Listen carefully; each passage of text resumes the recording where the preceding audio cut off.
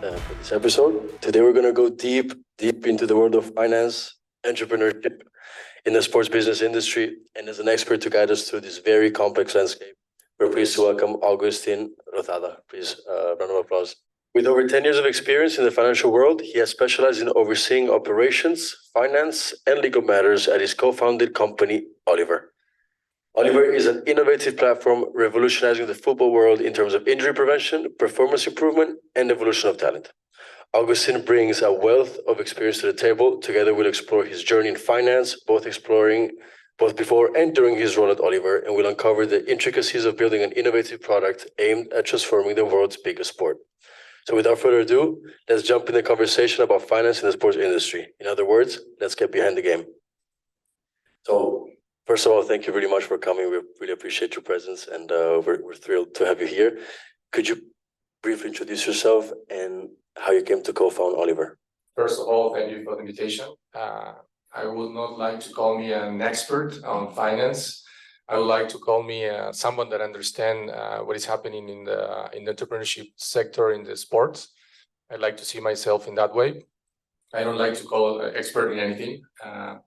I keep learning. I can remember when I was at the school like you. I was studying. I was always trying to solve problems. Okay, and one of the things that I was being passionate is about sports. I've been chasing a ball since I was a kid. I'm now 38, and since I can remember, I was chasing a ball. I'm from Argentina. I don't know if you know that. And in Argentina, we live. We feel the passion for soccer, for football, and I've been playing sports as I was saying since I remember, and it was after a journey in another startup that we scaled from Argentina to the US. That is Fligo. It's a startup that is expert in the AI field. And it was after that experience that we decided to co-found Oliver with Jose, and it was after a football match, after being eliminated in the tournament, that typical discussions started, okay? And the typical discussions were around who was who was touching the ball or not, who was running, who was doing what he was supposed to do in the pitch. And then suddenly one of our friends asked if there is any wearable like this one, for example, that can be used in order to track the football-specific metrics. And that's how the journey began. And we started discovering that there were no solutions in the market that can track what the semi-pro and the amateur players were doing in the field at that moment. We had experience building companies, but none in the hardware sector. So for us, it was a challenge. But everything started with going to the clubs, to the academies, to ask friends, ask them about what they think about having something in order to track what they were doing in the field. And for everyone, that was making a lot of sense. So that's when we decided to jump in, on our second journey as building a company. And everything started back then in late 2018. So early 2019. We moved here to Barcelona with the early prototypes being already tested in clubs in Argentina, and we decided to come here and connect with the ecosystem here. That's really nice. And you mentioned that I didn't know that you studied in Argentina. I thought you were based here in Barcelona. But when it came to choosing Barcelona, why not Madrid? Why not, let's say, Milan? Why not another, or maybe a city in France, or where football is really popular? Good question. It was a matter of the entrepreneurial ecosystem here that opened us the door at that moment. My colleague came first, and he went to Amsterdam, he went to London, to Madrid, and to Barcelona. Those were the four cities that we went in order to assess where was the best place to establish the company in Europe for us. And here, the people from the Ayuntamiento, from the City Hall, help us some accelerators. We started working with Guaira from Telefonica at that moment. So we got more reception here, people more interest and more open to us. So that was the main reason.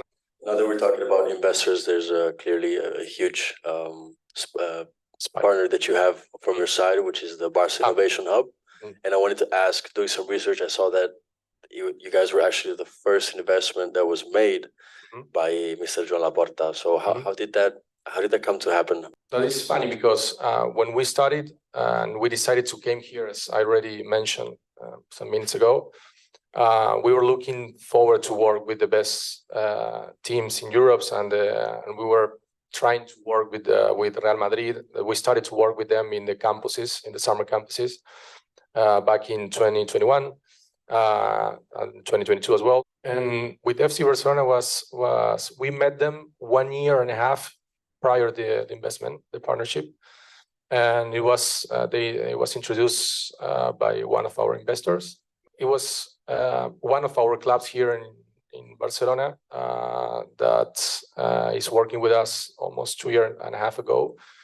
That after a conversation with one of the leaders in the Barca Innovation Hub that mentioned Oliver because they were really happy with the solution in the team. They were using this Oliver. They are using Oliver, and they were using at that moment for the first team. And so they opened the conversation with us at that moment, and they knew that they were about to open the Barca Innovation Hub. And so what they were looking the best company for them to launch the Barca Innovation Hub. And they scouted a lot of companies, not only here in Spain, but in different countries. And we started working that deal, and it took us almost like 4 months to close the deal. Yes, big deals take time. It's great. And curiosity, how much time did it take for you to go from that crazy idea that you had in the locker room to actually setting up the startup? What is really important when you are starting something is to be aligned on what is your passion or what you feel with the problem that you're trying to solve. Because that will make easier when you have some problems, some issues that is blocking your movement forward. That is really important. You at your age, you probably have a lot of ideas you have, and you're planning to do a lot of things. And the first thing is, don't try to make a business. Try to solve a problem that's with you feel like aligned. That is the first thing I would like to say about that. And for us, at the moment that we started in that locker room, it took us like almost 1 year to launch the first prototype. But consider that we have hardware involved. We needed to build at that moment, and we built some prototypes. The first one were really messy, were a disaster. Were like kind of straps that always all the time were broken. Was really funny. Now it's funny, but at the moment was complicated. So it almost took us 1 year to have the first devices on the field. But since we started to doing the research, we had a lot of things in order to solve. The first questions were where are we going to place the device? In which place of I wanted to ask you on. Yeah, those were the first question. We started talking with people in the clubs, and they told us, "What, you're going to place the device in the leg? You're crazy. You won't make it." Okay, let's talk with our CTO, our co-founder Ezequiel. He's really experienced in building algorithms, and he told us everything can be done. The thing is a matter of resources and time. In a startup, you're always chasing after the next milestone, and you're always chasing the next moment when you run out of cash. That is the typical life of a startup. So we made it really lean. We made at the beginning we tried with some devices that were in the market already, and we made ourselves a way to download the data from those devices. Okay. And then we build our own devices, and then we build our own algorithms. Think about this, Oliver, data and the metrics. We take it from our own proprietary AI, our own data sets. No one in the world now at this moment, I can tell you, that have data that is collected from movement sensors and GPS placed in the leg. because our main competitors that are placing devices in the leg are not using GPS, but we are the only ones that are doing that approach. That is what making our metrics robust and solid compared to the other ones that are placed in the leg. So there were many things at that moment, many challenges. Try to focus on the next milestone. That is key. So because if you guys don't know, the GPS is placed right. Correct me if I'm wrong, please. It's placed right behind the calf, and it tells you a whole lot of metrics. How come you put this thing on the leg?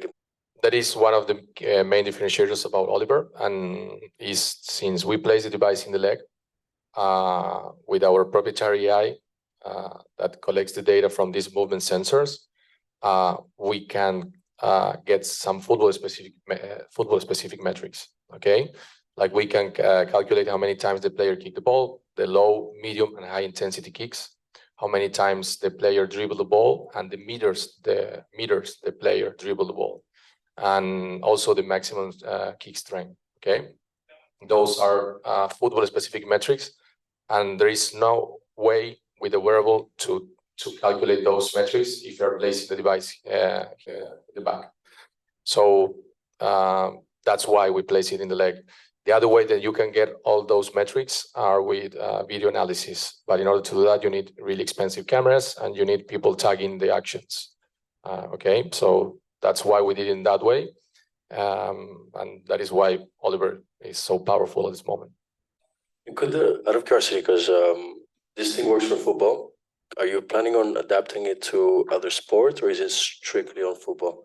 Even, of course, on the leg, it's for football because you use your legs, but are you thinking of doing something maybe on the arm for volleyball, basketball, handball, golf, baseball, anything like that? We're working on something like that. We're working on a solution that is adaptable for different sports, that can be placed in different parts of the legs, as you are saying. And we see ourselves as a company, as a team that is really good on building solutions and building hardware that interpret the movement of different parts of the body. We usually said that the first wave of wearables 10, 15 years ago maximum, or 10 years, that since a lot of people are using wearables, the typical watch, the Garmin, the Apple Watch, those ones. These are the first wave. We consider ourselves as the second wave. Instead of wearables, we call ourselves like movables, because we understand the movement. We have the algorithms that can interpret when the players are kicking the ball, or when are doing like or kicking in a rugby ball, or whatever, or when doing or playing tennis. We can do that, and we already made some movements towards that direction. So yeah, in the future, we will have a solution that is adaptable, definitely. Speaking of adaptability and changing the environment and looking outside the box, you guys have an investment in Europe and in North America, specifically in Canada. That's correct? You said that we have investment in Europe and in North America. In Toronto, is that correct? We have a team there. A team? Oh, sorry. We have a team there. Okay. We have a team that joined recently, the first team in Canada, in fact, almost 3 weeks ago. And probably you read partner, because they are partners in one of our. We partner with clubs, not with all clubs, but with some clubs. We partner with them. The clubs that usually have a lot of people, a lot of kids, young boys, young girls playing, and they usually buy for the first and second team, and they partner with us in a model in which we provide our consumer solution, because we have two solutions out there. We have the team solution, that is a kit, a luggage with 20-25 devices for one team, and then we have the consumer solution that we sell directly to the player. Okay, and this solution is commercialized through Amazon, Football Emotion, this type of distributors for us. And with many clubs that they have a lot of players, they usually, for example, told you buy one solution of the team solution, and then they work with us in a partnership in order to give access to all the players in a model with them. Okay, so they have the consumer solution and they have a dashboard for them, for the kids, and it's quite interesting because it's a business model for some teams as well. And is there any difference with working with the partners from Europe and from another continent? Is there like a difference in communication? Is there a difference in I'm asking because my parents actually live in Toronto, and for the time that they've been there, they're telling me that given a difference from the continents, there's a cultural difference in the way they do business, in the way, just in a lot of things. So I want to know if there is a how does Oliver adapt when it comes to working with other countries, with people that don't really have the same maybe values and principles as you guys? Yeah, it's not easy. It's not easy, and what we learn, and already mentioned that we are from Argentina. When you are an outsider, sometimes it takes time to understand some of the things, some of the ways, the best practices. Some places are different. We are all different, and usually there are some patterns in different places as people are, because for culture, and it happens. And our mindset is to build in a way that is more adaptable to different markets. So our solution is adaptable for different markets, for different business models. We have like different compartments, packages inside our platform that give flexibility to different potential partners, clubs, leagues, federations. So we try to work in that way. And in terms of negotiation, yeah, it's sometimes it takes time to understand. But usually people want the same. They want a solution that solves a problem. So since our platform, our technology is really adaptable, it can be like, can take different shapes and go into different places in the world. What did you study in university for? I studied business. Okay. And then I did an MBA in finance. But the best experience is going to the street and solve a problem. That is, I think it's really important to study. I'm not saying that, but I was the typical student that I was in the classroom. And after the 30 minutes, if I was boring, I went outside and do another stuff. I don't know. I don't know if this is the best advice, but I think that what I'm trying to say is if the best experience is solving a problem, going out there and build something, and try to identify what is a real challenge for us, for our world, and go out there and solve it. In the classroom, you're going to learn a lot of things, but you're going to learn talking with people that is trying to achieve something. So sustainability is a big thing. They're making the sustainability reports for companies being mandatory, making them more strict. How does Oliver cooperate with this advancement in sustainability? Is the process sustainable? Is it on your agenda? Definitely something that we work with our team. The next solution we are considering a battery to remove the battery and fuel the device with the movement and with the heat of the athlete. We're considering doing that. I don't know if we will do it in the next version or not. It depends, but if not the next version, the other one. And every device, we don't have too many clubs that leave us, but the small amount of clubs that couldn't and were not able to renew our subscription, we recover those devices, we refurbish them, and we use it for other purposes, for demo mainly. We try to do that, and almost every unit we have in our warehouse at this moment. So we consider that a really important matter. We don't want to give waste. So it's this whole idea of it's really interesting. I'm not really into tech, but the fact that you can just put something behind your calf and have it written on a device on all the parameters that you explain. How is it that you guys test the data accuracy and the reliability? So as you mentioned, you have had a few series of the product. How do you know when you have to when you have to change something or improve something, and how much when it changes does it actually improve, and what are the issues with it? At the beginning was a challenge because in order to, as I already said, we didn't have we trained the algorithms with our own data set. So we start doing our first trials on our own back in the days, in putting devices to my teammates back in Argentina, and recording every session with cameras. And then we started to use some devices like lasers, I don't remember the name, but it's a technology in which you can assess the exact acceleration, the exact metrics, different ways.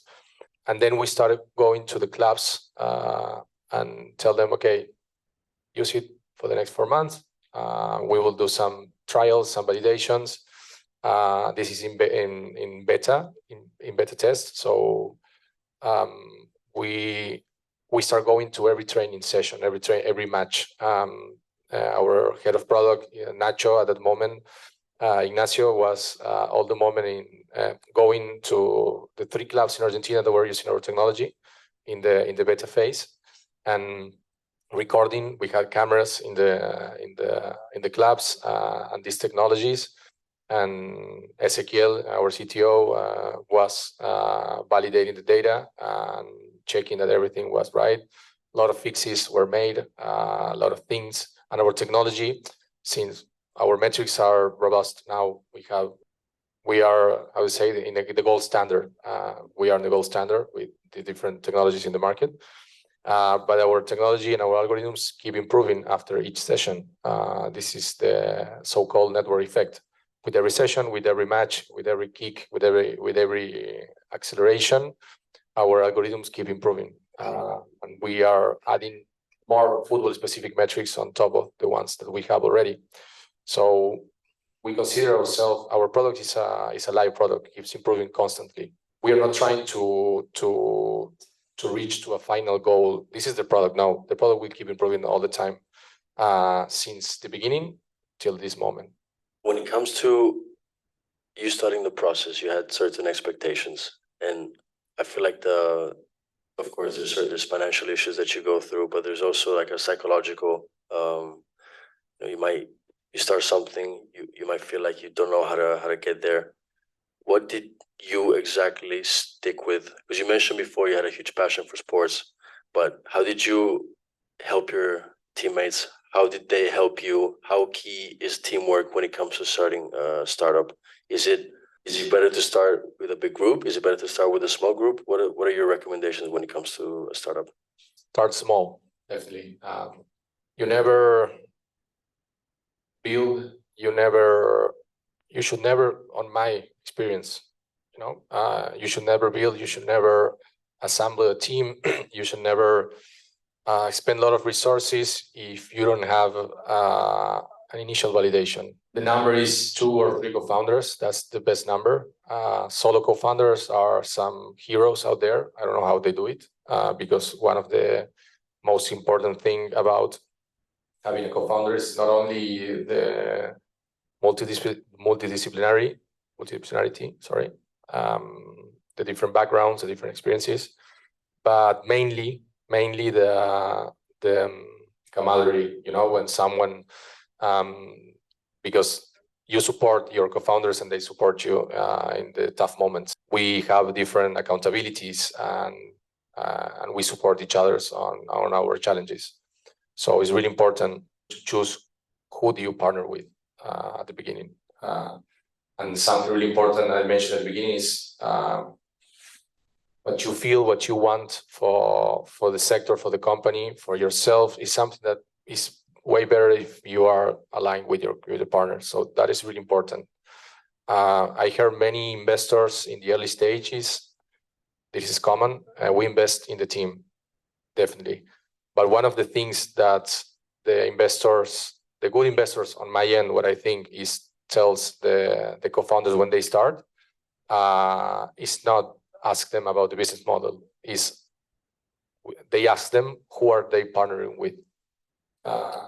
They want to feel, they want to They want to know if the co-founder who they are talking with feels that are partnering with the right partners. That is really important because in the moments where the things are complicated, the partners, your partners support you, and that's for us in Oliver. That is really important. We support each other. And what is once you've launched your product, was there a moment where when you launched it, what's the best compliment or overview that you had after you launched it? Something that you heard from a player, from a team that you didn't expect, something really positive, or maybe something maybe negative that you didn't think of that surprised you? I have many. Back in Argentina, a trainer that was really skeptical, he was all the time doubting of what we were able to do. It was really funny because we usually, Ignacio was there all the days, and I used to go there 1 or 2 times a week, and try to talk with him and try to learn from him. Also, you need to learn from people. Those that are the most skeptical, you are the ones you need to learn more from. It was one day that in one match, it was against, I don't know how much do you know about football, but against Boca Juniors, and the team was Talleres from our city, and it was in the 5th division, kids from 15, 16, and they were playing the semifinal in Boca Juniors Stadium. And the kids from the clubs that were using Oliver, they were like flying. They were like, they were like super fast. And the head coach, the one that the manager from all the youth teams, asked the coach, what is happening? Why they are so fast compared to one of the best teams in the world, that is Boca Juniors. And he told him, I told you that we are assessing the lows with Oliver the last 4 months, and we are seeing an improvement in the performance from the kids. And since that moment, he changed. He called us. We had a meeting on Monday or Tuesday, and he told us, okay, I will try to push for the club, for all the division, for all the teams. That was one of the most important, or the aha moment for us, when we saw what we believe in practice and working.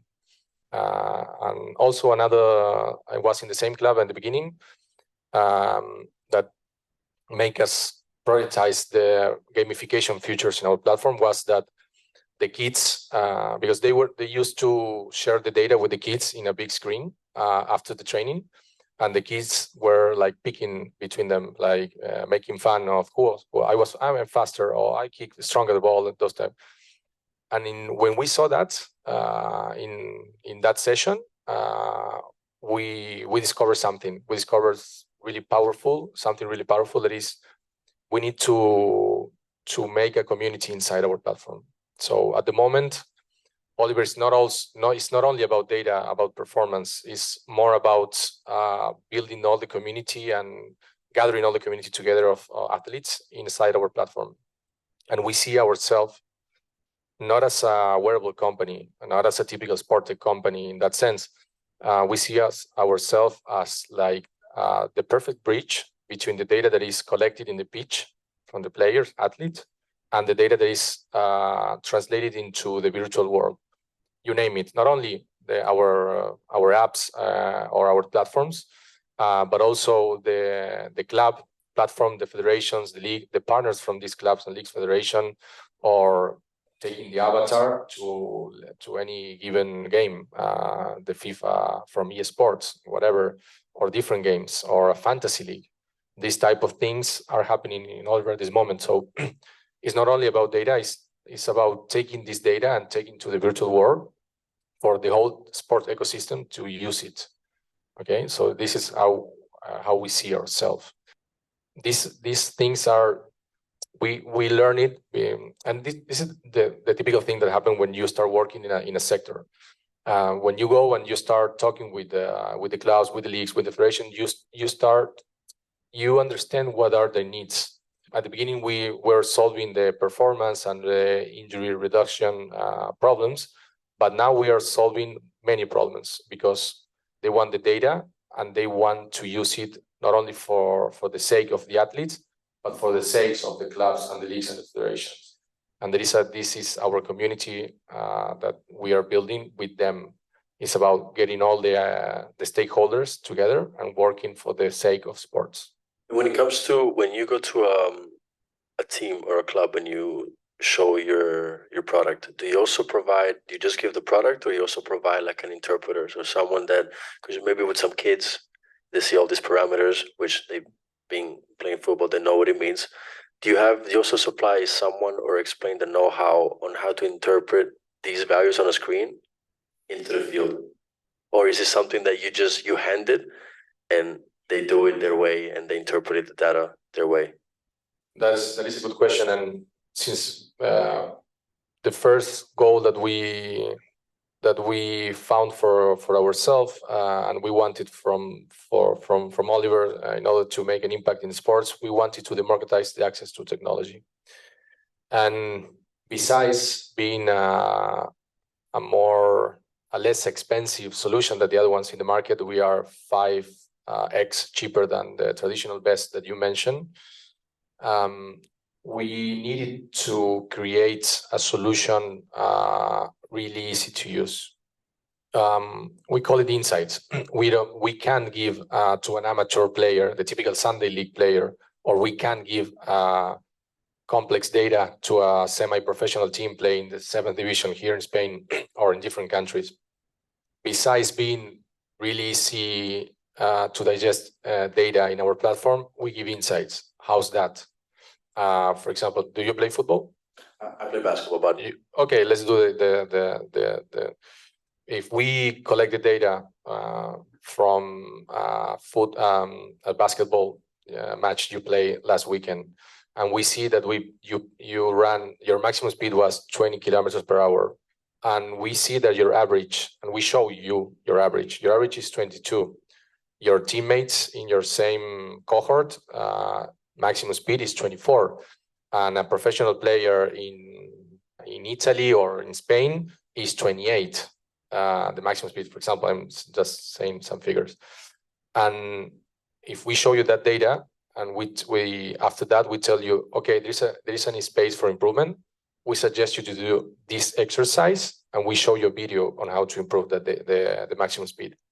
That is what we call insights. We call insights because we can give you, as an amateur player or as a club that is in the 3rd, 4th division, whatever, that they usually don't have sports scientists or people that can interpret the data behind and tell what to do to the players. They don't have, or to the coach, sorry, not to the players. So what we give them is the clear call to action after the training session and the match.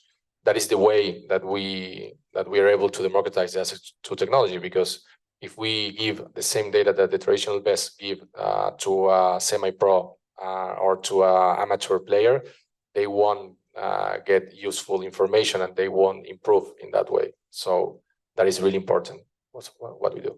I actually didn't know that you would supply the video on how to.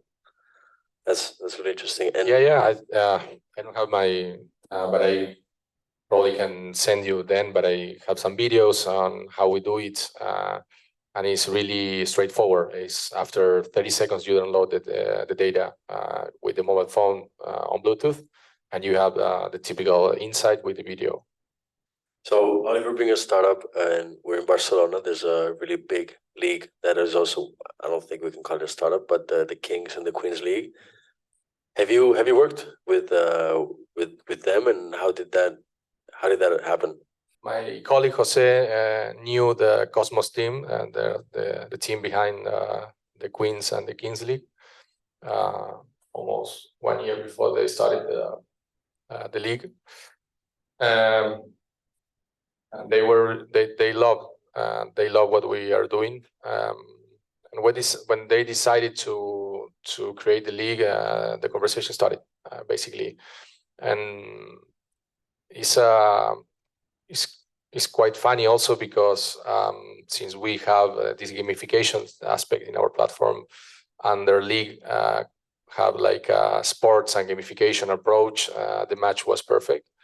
and we became technology partners for them, and we started monitoring all the players, both in Kings and Queens League, and we closed a deal with them. And since then, we monitor all those players, and we have after the match in their channels, the social media, they share usually the metrics from Oliver that they collect from the matches. So, but it's interesting what they're doing. It's a different approach because a lot of kids at the moment are not using the traditional sports, or are not watching too many sports as my generation used to watch. And a lot of kids are playing games online, and so they are trying to align and to get the attention of those kids in order to watch more sports. And what we are trying to do also is align in that way, because what we're trying to do is to try to be able to practice more sports.